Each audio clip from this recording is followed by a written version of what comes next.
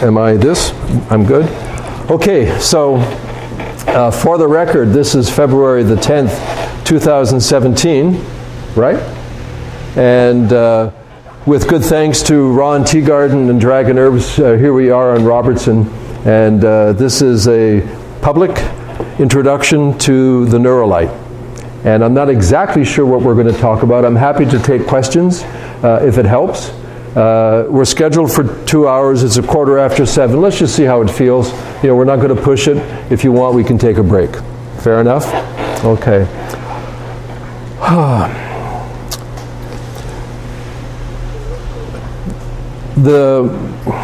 guess there are a few things I would like you to go away with this evening. And some of you have heard some of this before, so if it's repetitious, I apologize.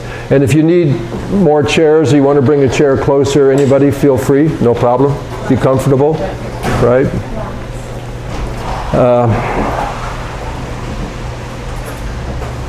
Hi. Okay, what excites me the most is this subject in neuroscience called neuroplasticity. I think most of you know what that is, but I'll do one or two sentences to help clarify in the simple terms. The medical theory that was taught for ages, I've got a squeaky chair, hope that's okay, is that your brain, our brain, the human brain would grow, mature, level off at around 25 years old, and that's the only cards that you were dealt. After that, you would work with it. Did you ever hear anybody say that when your brain cells die, you lose them, you never get them back again? That was conventional medical theory. I mean, the tip-top medical schools in the world taught that theory. And it's a theory that's been proven wrong, dead wrong, or maybe alive wrong is a better way of putting it. This is a big deal. This is a really big deal. Because it's a whole different way of understanding how to make your life better. The fact is that no matter what the state of your brain is today, it can be better tomorrow. And this is not just a postulating, every bit of hard evidence. You know, finally there's this fellow named Merzenich, he's still alive. In 1988, finally it was undeniable, mostly by his research, although it was a huge body of research, that this is the truth of the brain, that you can keep on changing the brain all the time. And I don't know what this thing is called the mind. Let's leave that debate for the side. But you know, it's what we experience. Whether it's an epiphenomena, whether the mind is greater than the brain, I haven't got a clue. But the brain is really valuable. And if it works well, you're going to be happy. And there are a lot of bad things that happen if it doesn't work well. So the news that we can change it, you right now have the power to change your brain. And I don't mean just psychologically. It's the size of certain parts in your brain, the density of the neurons, the signaling pathways. You can actually exercise and change your brain so that a functional MRI, you know, some of the most advanced technology, can have a look and say, it's different. I mean, there are a lot of, you know, of the studies that have been published, and you're aware of them, but, or maybe you're not, and you should be. What I hope you get excited about is neuroplasticity. That's what I hope. The Neuro Light happens to be involved with that, but the Neuro Light is just a flashy, weird thing if neuroplasticity is not a significant appreciation for you. You know, if you didn't understand about the benefit of physical exercise for your soma, then I mean, what's yoga or exercise? It's just like getting sweaty and hanging out with friends. You know, there's no evidence of any benefit. Like, why bother doing it other than socialize? Like, why bother doing that flashy sound light thing? It's just maybe kind of entertaining. If you get into an appreciation of what neuroplasticity is all about, you realize this may be one of the most important subjects of your life. I usually give this stat at the beginning of talks like this. If you've heard it before, it's still a big deal. Right now in industrialized nations, for example, this one, if you live to be 80 years old, and the stats are in favor of that for most of us now, men and women, if you live to be 80, statistically, there's a 50-50 chance that you'll be suffering some form of senile dementia or Alzheimer's. That's like, happy birthday, you're 80 years old, here's a coin, toss it.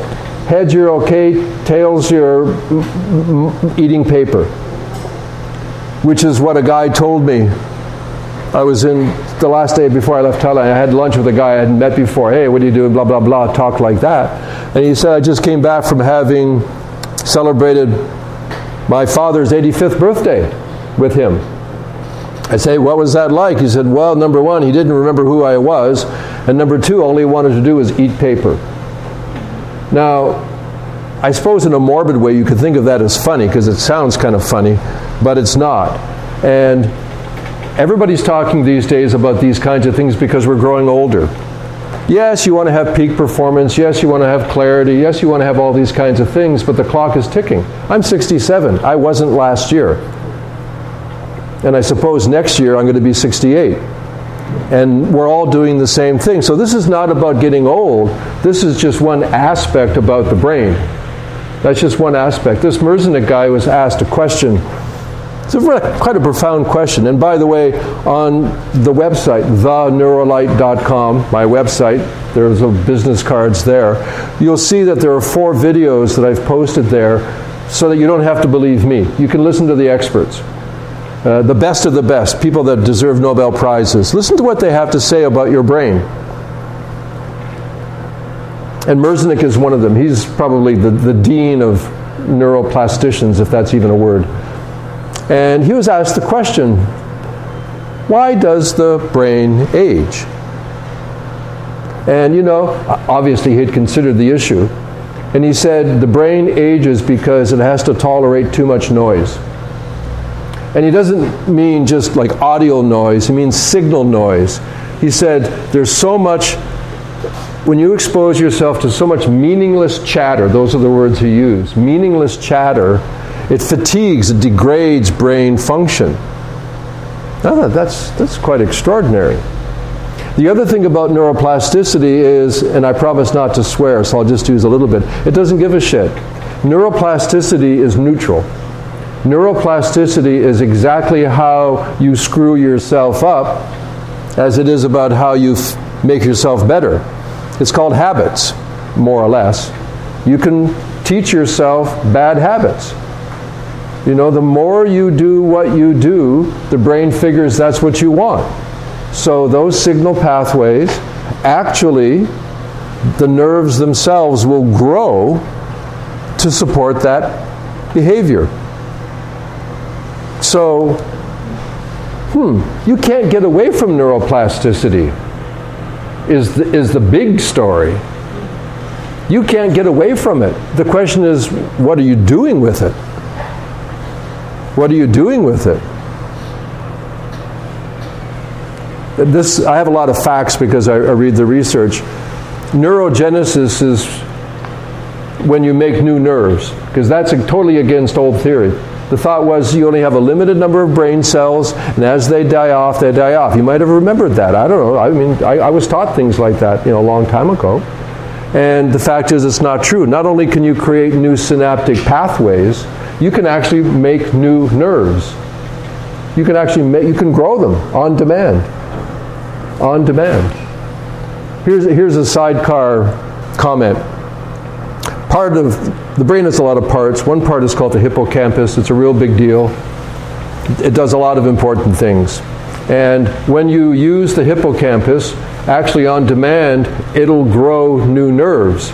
And one of the things that's flat out evident now is that chronic alcohol consumption inhibits neurogenesis in the hippocampus. That actually the hippocampus shrinks.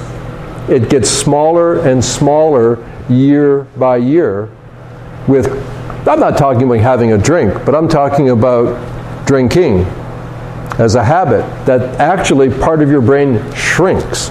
And unfortunately, that part of your brain is supposed to do a lot of important things.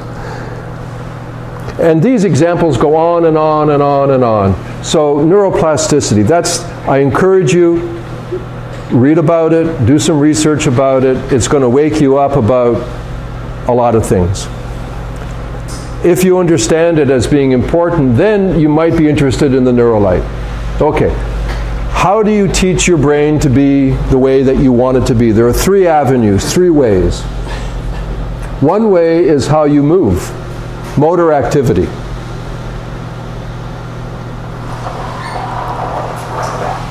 Door is opening. Hi, hi, hi. Sorry. Hi, come on in. It's all good. No problem. Again, for the record, it's raining a little bit in LA, so the whole city is frozen to a halt. You can teach your brain, like right now, how you're sitting is actually teaching your brain how you want to sit, because that's the way you're sitting. And if you keep on sitting like that, the brain figures, well, I guess that's the way you want to sit, and it's going to pattern you for that. And it's going to become a habit. You won't have to think about it anymore.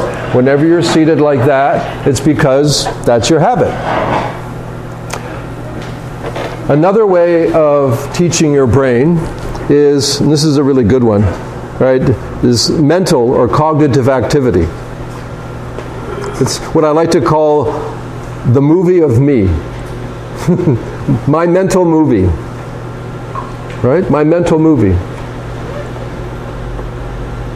There's quite a fascinating study that was done recently. There's a lot of stuff going on now. All this stuff went dead by the late 80s because brain entrainment and biofeedback just wasn't paying off. So everybody got a little bit lazy about it. Then boom, up plop comes neuroplasticity. Now there's a mad rush to study the brain again. You know, the Human Genome Project, now NIH has finished that up. 2 years ago they initiated the Human Connectome, the Connectome Project. It's called the Connectome Harmonics. And they're interested in the relationship of signals in the brain because of neuroplasticity. So here's a study. They took, it's typical, but I'll make it simple. They took a bunch of people and they taught them with their right hand to play certain sequences on a piano keyboard. And they practiced every day to do that. And they did all the brain mapping, the functional MRIs, the BOLD studies, and so on, about what was going on in their brain as they did this right-handed piano playing. The other group did exactly the same thing, except they never touched a piano. It was just in their imagination. So every day, same amount of time, they practiced exactly the same thing mentally. You know where I'm going. The brain studies showed about a 95 to 98% correlation. The same areas in the brain were firing from doing it and imagining it. And there are studies this high showing similar things, that the brain believes the mind. I'm not even sure what I mean by the mind, but you know what I mean. But I don't. So what's your mental movie? You know, the thing that you call me and the thing you call reality, what's your story? Have you ever heard, maybe even yourself, say things like, oh, I could never see myself doing that? Okay. If you say so. This area is the biggest one that's developed right now in neuroplastic methodologies, is the mental or the cognizant. Because they're all, they're like, memory games and puzzles, and now there's a very, very exciting new dimension in video games and biofeedback form video games and even virtual reality. If you've seen, it's out there in the public if you do the research, where now being able to actually use video game technology and virtual reality to train your brain towards very specific tasks. It's the one that's developed the most. The motor, the movement one, not a lot of attention because there's been this idea, well, it's not very exciting. The occupational therapists, the physical therapists, and now the yoga teachers and the people doing physical exercise training, they kind of got that one under control. And there is some refinement, but it's not quite as exciting as the cognizant stuff, the mental stuff. Because the mental stuff, you can use a lot of the technology now, and you know, we're very comfortable. Even though all of our sci-fi movies, the robots are always the villains, we still have that technophobia thing, you know, the HAL from 2001, and before that and since then. But you know, we're all using technologies. You know, I've said turn it off. So the mental cognizant, I think it's called Brain HQ, like headquarters. Brain HQ is Merzenich website. I think it's called Brain HQ or something very similar. Just you know, Google it with Merzenich, and he's put all of his stuff there, and it works really well. There are a few other sites, but this guy's, I mean, he's at the top of his game. He took a group of people. You don't have to believe me. I'm just telling you stories from the people that are doing the real stuff. You know, I'm just, what do they say? Don't shoot the messenger. You can hug me, but take a group of people 80 years old to 100 years old. That was his sample. So the mean age is 90 years old, and using methodologies that he has in his stuff, trained them, I think it was for 4 weeks or 5 weeks, something like that, not long, in certain cognitive tasks. After the training, with the mean age of 90, their performance in those tasks was equivalent to an untrained 25-year-old.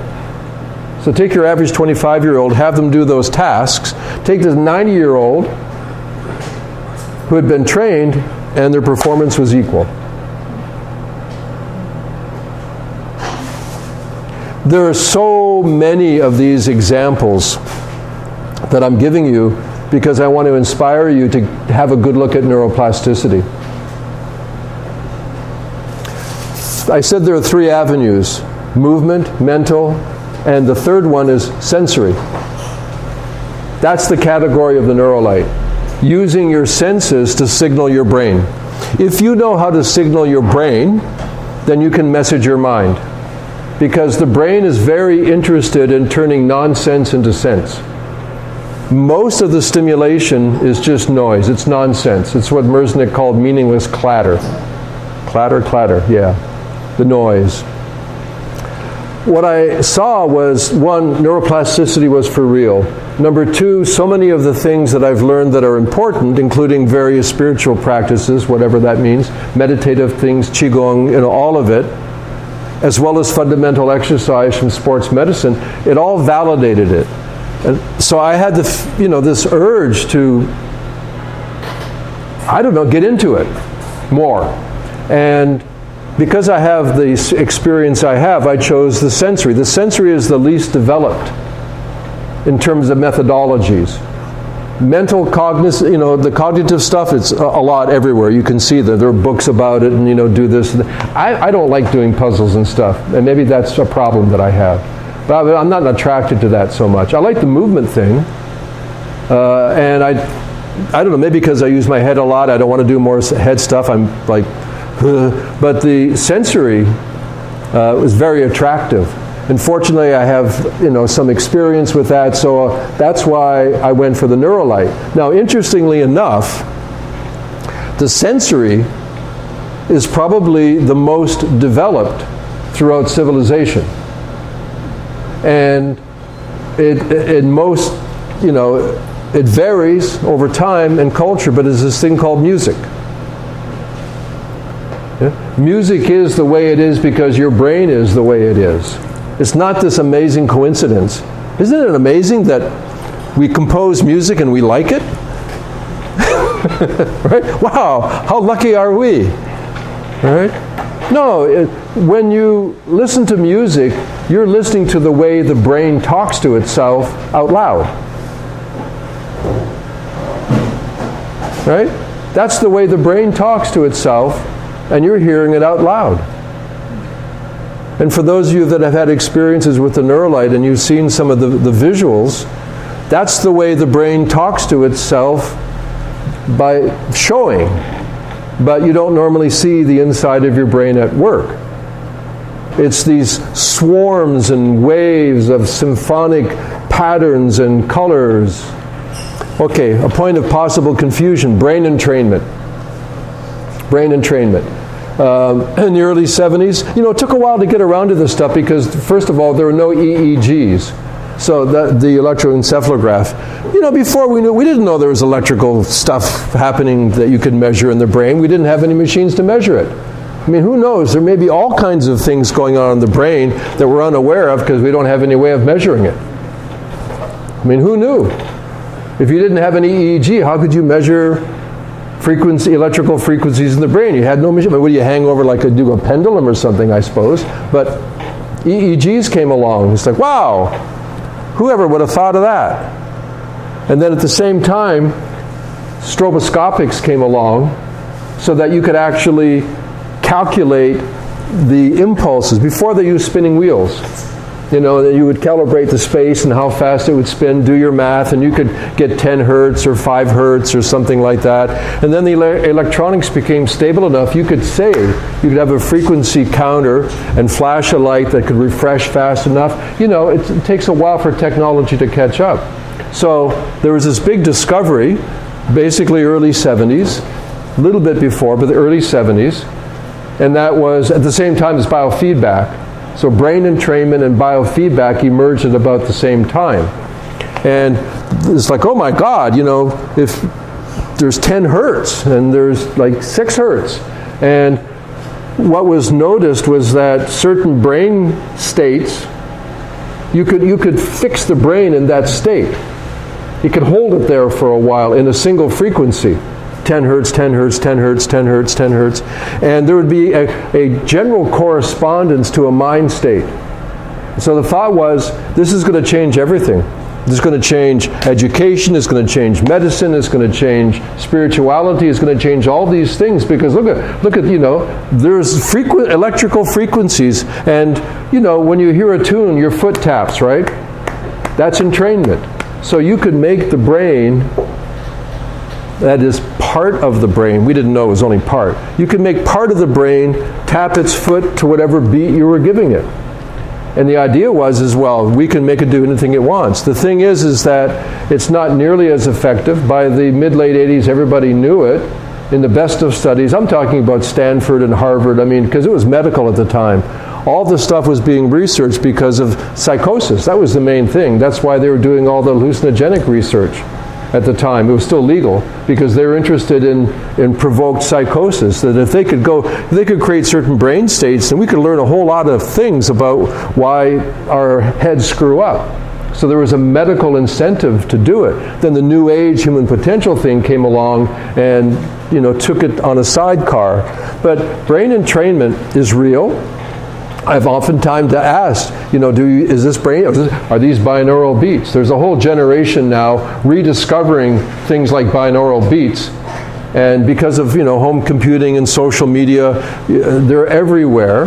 And unfortunately, I guess they don't read the research. We pretty much knew what they do. It's 30 years ago. And they do something, but not nearly as much as you would like. So I guess I'm going sideways. Is the Neuro Light brain entrainment? No. It uses maybe 10% of brain entrainment dynamics. Hi. Welcome. It uses about 10% of brain entrainment in the compositional designs.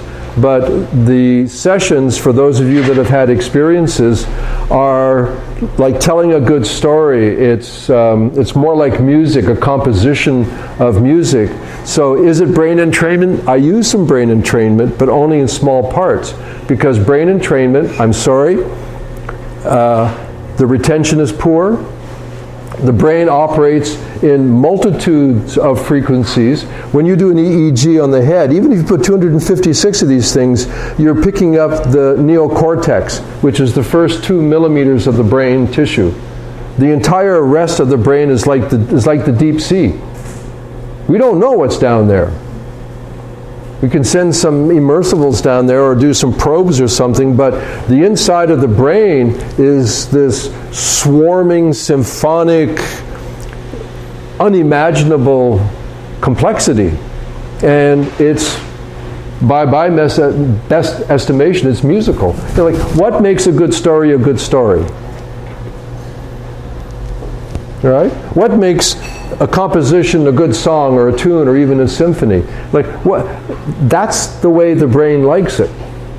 That's why we enjoy it. That's why we understand. That's why we can learn from it. So I guess I'm kind of meandering around, but this is all the issue of neuroplasticity, is that number one, you can keep changing your brain to the way you want it, by the way, until the day you die. You're never too old. Merzenich, again, I keep on quoting him because he's the guy to quote. He says that there is no brain process that is not reversible. Now, it's a question of degree. I'm not saying it can go back to a virginal state. If a person's in a, some degraded state of dementia, they're not going to come all the way back. But he says every single function can be reversed to some reasonable degree if you have the right method. Why can't it come all the way back? Well, the question is, why can't it go all the way back? Maybe that's just my negative assumption, but the way I've read the research is nobody has ever said that regardless. Well, for example, there are some people that actually don't have part of their brain anymore. It either completely died from a stroke and it's necrotic, or it's a landmine, an IUD blew up, and that part of their head is gone. I'm sorry, it's gone. So that part of the brain is not there. There's this stuff called functional compensatory plasticity, which means another area of the brain that is near enough, they're called proximate anatomy, is oftentimes willing to adopt the function that the part of the brain that is laying in the road someplace used to do. Like a stroke victim. A stroke, or I'm talking about people that have half their head blown away. Now, is it easy? No. Is it possible? Yes. And the issue is that now it's not whether it's possible or not, it's refining the methodology. It's refining the methodology.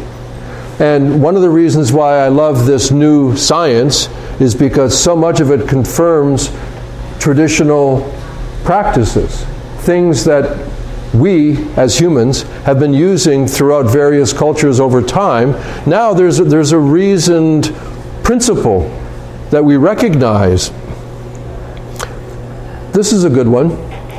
When you're doing anything, a method, whether it's movement, mental, or sensory, to create neuroplastic change, there's one thing that is absolutely mandatory to affect the process. The experience has to seem in some way special or significant.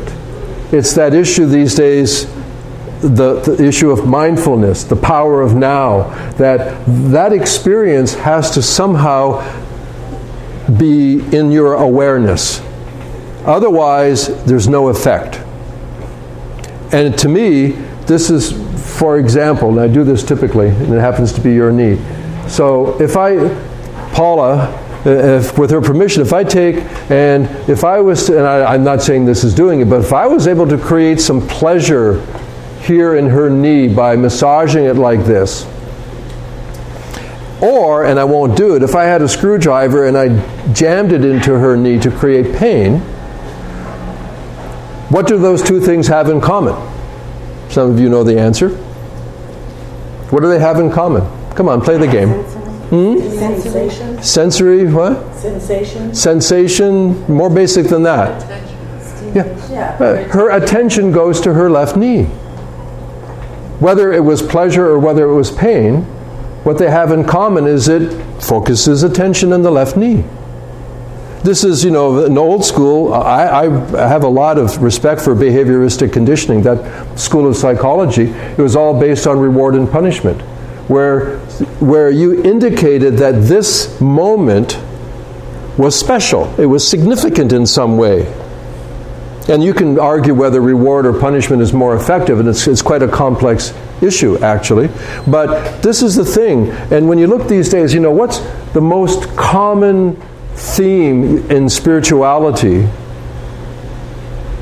It's this issue of being in the now, mindfulness, the idea of monotasking instead of multitasking, the different ways of talking about it. And it turns out in all the neuroplastic research, if you want to effect a change, if that moment is not imbued, not with super yogic concentration, no, it just somehow seems special or unique. I'm choosing different words, significant. You're attentive, you're there.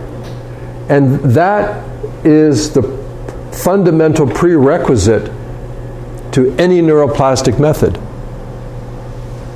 So you kind of got to wonder, going back to the mental movie thing, the mental movie of me, you're the producer, you're the director, you're the actor, you're the editor, you're the critic, you're the audience, that stuff that goes on in your head. What do you give significance to? What thought patterns, what part of your story do you keep returning to and giving it special attention? That is a prime mechanism on how you are shaping your brain, right then and there. And I'm not talking about magical thinking and, if you pass on this Facebook message, you'll win money and, this is just basic thinking. So that's a big deal. And what I love about it is that although there's a lot of interpretation of it, traditions throughout time have validated that. They haven't talked about neuroplasticity. It didn't much matter. Most of all the traditions were functionalists. They weren't structuralists. They didn't know what was inside. But if you did this, you got that.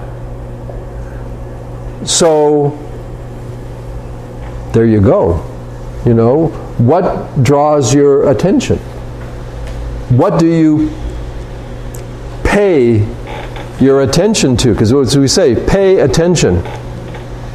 Right? That's the currency of neuroplastic change, is attention. And it's not hard. Okay, it's not hard-ass concentration. I'm not saying, laser beam kind of stuff that, only superhumans can do. Hey, it's just the stuff you keep on thinking about.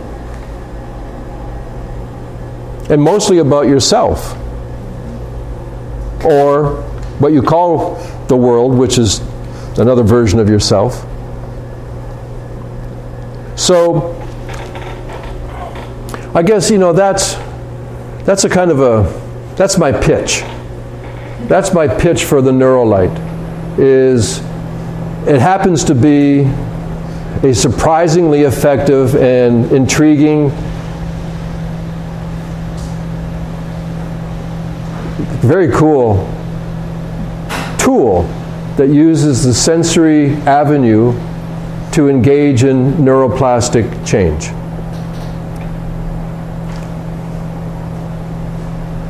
Okay. I'm going to talk some more. I typically have no problem in talking a lot. Do you have any questions? Maybe it'll go first, second. What's your question? Okay, so when one is using the Neuro Light, yes. What is actually happening? And more than that, how is it that you determine what patterns and things to create how do you determine what patterns to input so that you get XYZ effect? Okay. And how do you map that? Okay.